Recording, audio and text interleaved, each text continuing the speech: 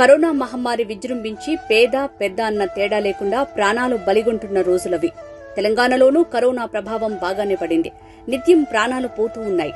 అయితే మాస్కుల కారణంగా కరోనా వ్యాప్తికి చాలా వరకు అడ్డుకట్టపడింది. కానీ పట్టణాల్లో దొరికినంత సులభంగా గ్రామాల్లో మాస్కులు దొరకలేదు.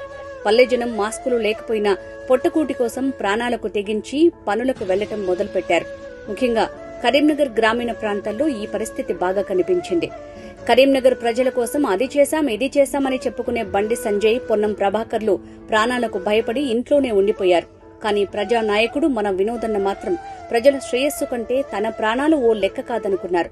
పట్టణ ప్రాంతాల్లో మరి ఇలాంటి మాస్కులు లభ్యమవుతున్నాయి, ఏది మెడికల్ షాప్స్ లో అక్కడ ఇక్కడ.